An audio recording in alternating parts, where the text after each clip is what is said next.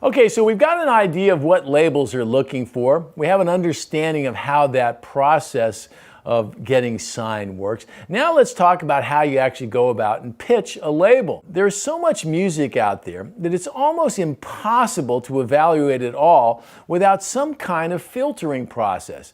So we've talked about it before, we'll talk about it again. People in the music business work with trusted sources, people they know, people they respect, people that they've worked with for years. That trusted source could be an attorney, a manager, a publisher, an agent, a promoter, virtually anybody in the music business that has some track record, that has contacts within the industry, and that knows that A&R person. One of the best trusted sources is somebody that works at the label in the A&R department, and it doesn't always have to be the boss. If you're looking to connect with A&R execs, it's helpful to know who they are first. First, identify who the companies are that you might like to work with, and who are the A&R execs that work there. You can find out a lot of this information online.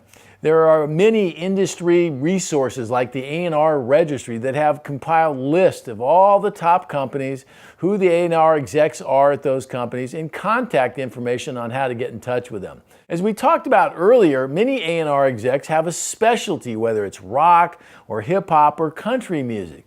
So when you're identifying targets, do some homework and make sure you're not wasting your time and theirs by sending your hip-hop record to a country A&R exec. In the old days, the top A&R folks were kind of rock stars in their own right, or in their own heads, I suspect, who were not very accessible.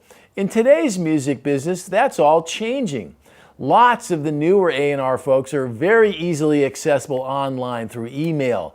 Many have Twitter accounts or Facebook accounts, and it's possible to start a relationship there.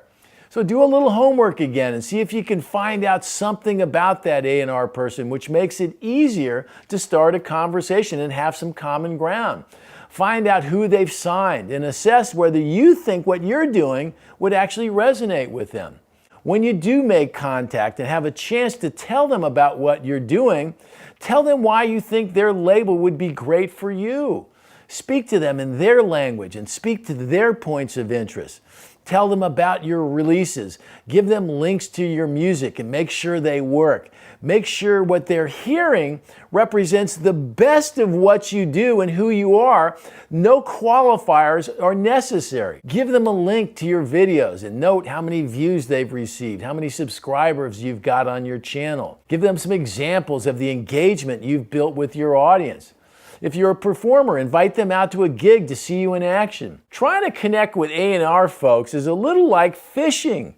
First, you've got to get the fish's attention. Then you've got to get the fish to bite on the bait. Once you've got that fish on the hook, you still need to get them up on the boat. So when you do contact those A&R folks, keep it short, keep it sweet, keep it on target, and above all else, make it professional. That means you write in proper English, you spell things correctly, you use proper grammar. And if you need some help doing that, find the help. These first impressions are everything. Remember what we said earlier, it's not just about the talent. Labels want talent and professionalism. Expect that you might have to contact these folks more than once, so when you do, try to pick up the conversation where you left off. Update them on your progress, and just keep doing it until you get a yes or a no. And if it's no, don't go to pieces. Just insert next target, copy and paste, and do it again. Nobody said it was going to be easy.